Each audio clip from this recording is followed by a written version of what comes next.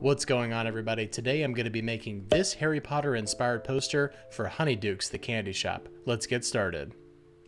So, complete full disclosure on this, I actually have created this poster before. It's been a while, but this is an existing poster that already exists, and I made it with the intention of getting it printed, although I made it in a 12 by 16 format, but I'd like to experiment with it in the 24 by 36 format, something that can be scaled down to a smaller size, but then a little bit wider on the sides to fully take up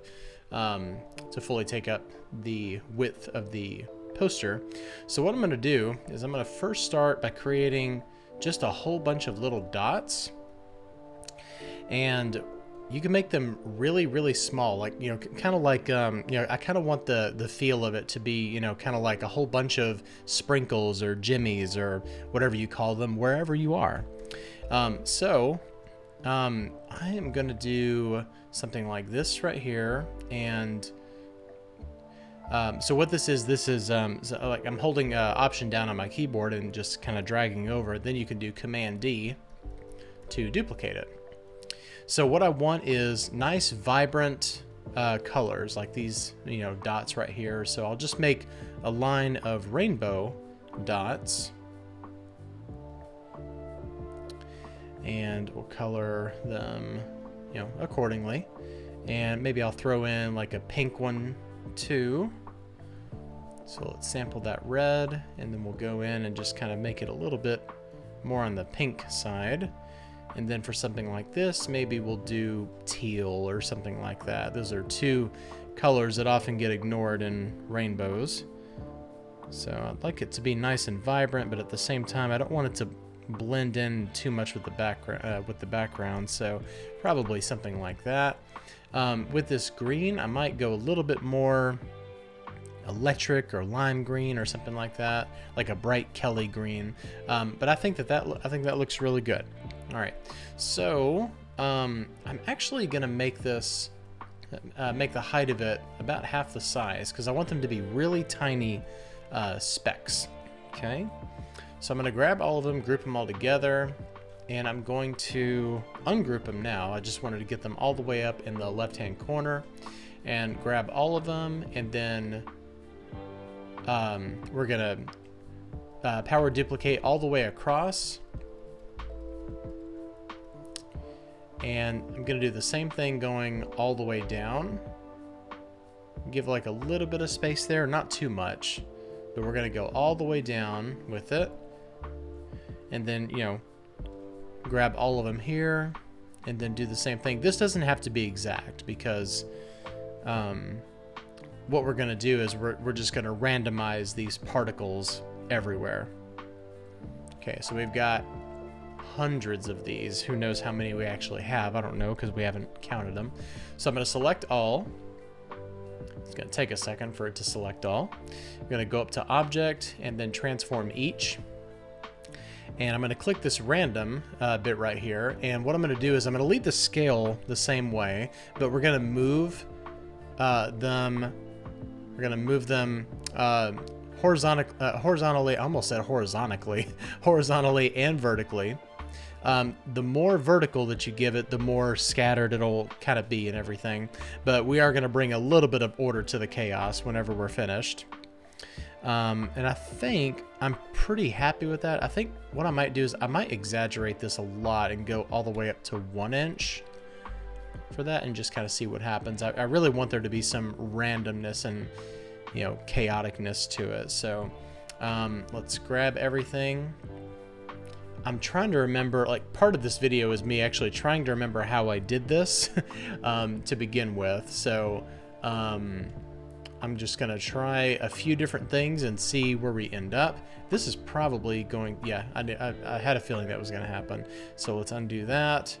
And this is working with a lot of shapes right now, a lot of individual elements. So it's going to take, it's going to take a little bit for everything to process. So what I'm going to do is oh, okay, I know what's going on here. All right, let me undo that.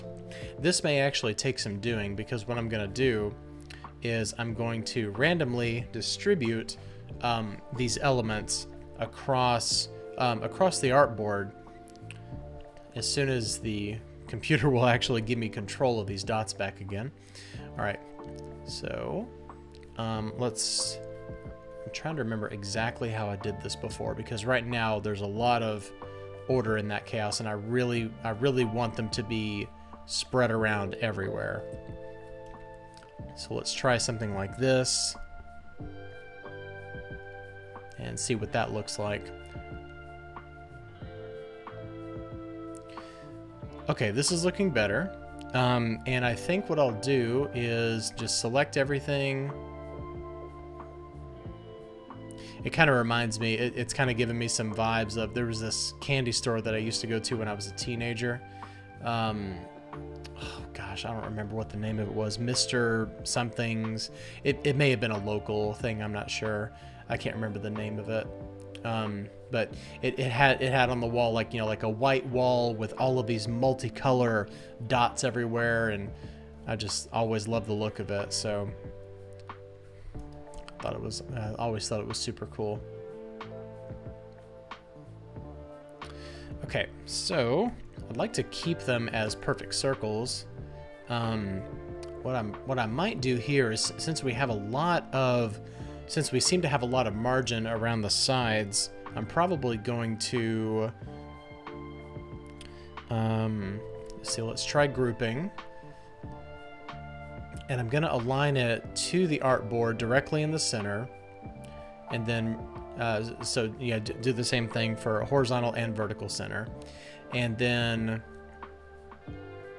maybe add 2 inches or so. That way we can get rid of some of that clean margin right there. Okay. All right, I think that's looking cool. And what I'm going to do is I'm going to make a mask out of all of this, just to get all of those dots on the inside, okay? And so then for the type treatment here, I want something that's kind of fun and, you know, something that can easily work within the wizarding world of Harry Potter. So let's just try out a few things. I want something that, you know, like that very much evokes the, you know, the style, the feel of Harry Potter, like the Harry Potter universe. And going in against that white background, I'm thinking like a really piercing royal blue. I think that might look best, and I want it to be behind those dots, and that is looking super cool. I might actually take a look at Adobe fonts. I think that I'm going to take a look at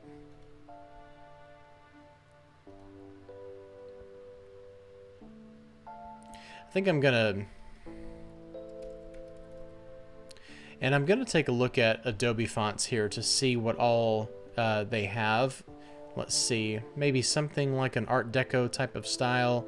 You know, I wish that fantasy was one of their things, but it's not really. Let's see if there's anything that comes close. Not really. More like an Art Deco type of style. So I like this real modern, like this super contrast between these thin and thick lines for LTC Broadway, but it's not exactly what I'm looking for.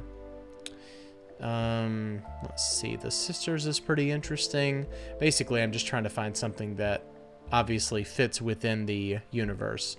So maybe something like a slab serif font or something like that. Let's uncheck the Art Deco.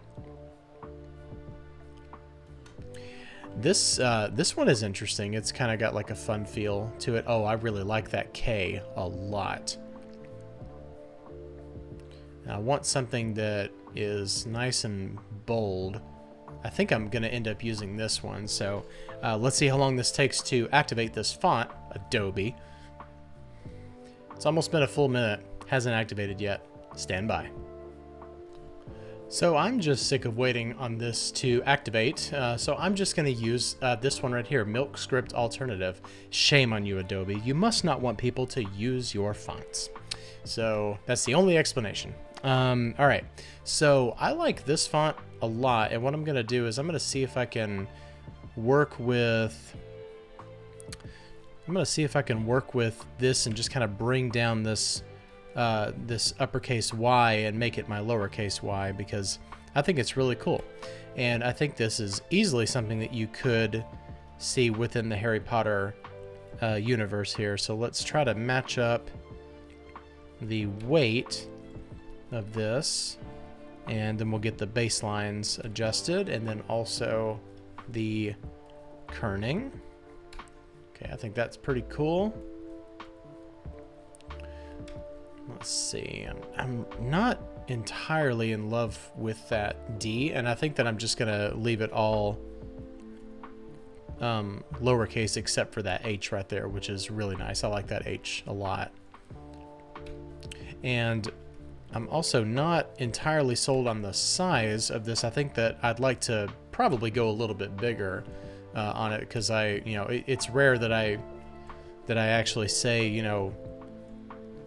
we need to fill up that space, but for some reason I just think that it is gonna work right here. So, all right, I really like that a lot. Although it feels a little bit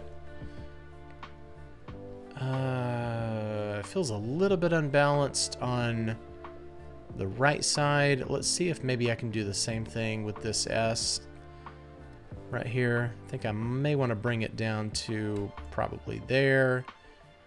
Baseline is good.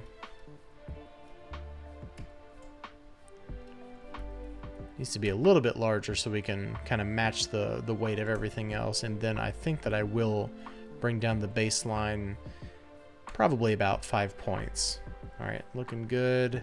Although I think it does need to be a little bit larger just for it to optically balance there. Okay, I think that's cool. And let's see if Ernestine did activate. Nope, still hasn't activated. Fantastic. What am I paying you for, Adobe? All right. So I think I might close this up just a little bit more. Okay, that looks good. I like that. There was just a little bit too much of a gap between those two for me. Okay, so this looks good right here. I'm gonna copy and drag this over here on that side, so I always have an editable version of it. And I'm gonna go dead center with it, and let's see, we're at 36, and I think what I'll do is just take off 2 inches on each side. So we'll go -4 down, and then okay, so now that I've got that set, I'd like to do the location of it, which is Hogsmeade Village, and that typeface actually looks really cool. For that, for this particular name, those letters are looking awesome. Yeah, I'd like to just tighten up the kerning, just a little bit in between these letters. There's just a little bit too much of a gap for me. So let's bring these up. That's good.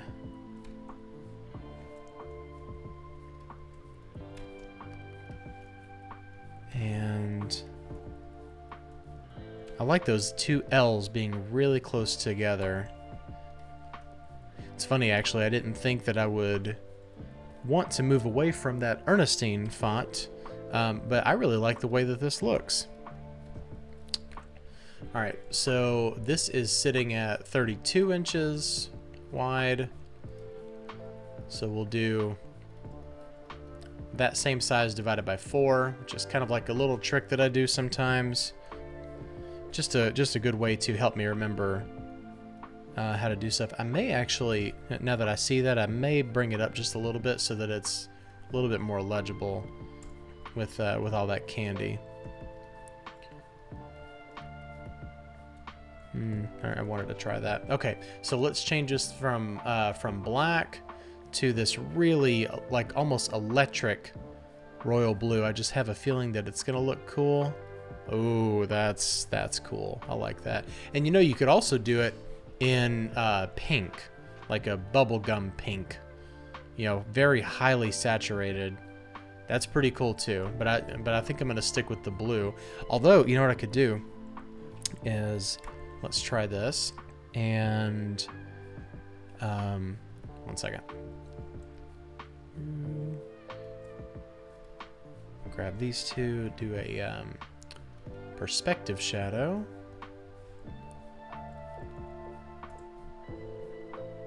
Merge those together. Wait, sorry. What's going on? Oh, I see. I see what's going on. Okay, let's first off, let's go in and lock our clipping mask again. And there should be, yep, good. Okay, so this one that we've got selected is our regular. And then we need to, what is going on? Why? Oh, I know why I can't merge those, sorry. I, for some reason, had a brain fart there. First I gotta expand it before I can merge it. Okay, got it. I think that also happened to me recently with one of my last videos. I was trying to unite something that had not been outlined yet.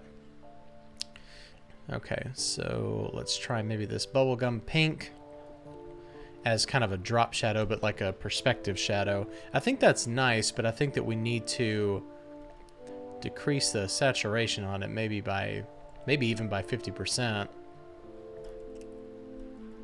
Okay, that's pretty cool. And we'll just leave the Hogsmeade Village as is. I think that that is really cool.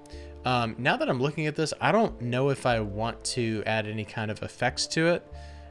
So I'll probably just leave it just like this. So here is our Honeydukes in Hogsmeade Village Harry Potter candy designed poster. Maybe I'll try that again. Here is our Honeydukes poster that takes place inside of the Wizarding World of Harry Potter, and it's in Hogsmeade Village, and hope you enjoy it. This makes me want a lot of candy right now.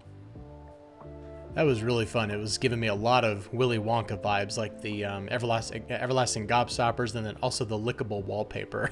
So that was pretty cool. Well, I hope that you enjoyed watching me make this poster. I had a fun time recreating it. It's been a while since I've made it. But if you like this video, please hit like and subscribe down below. It'll keep all these videos coming directly to you. Thanks for watching, and have a great day. Bye-bye.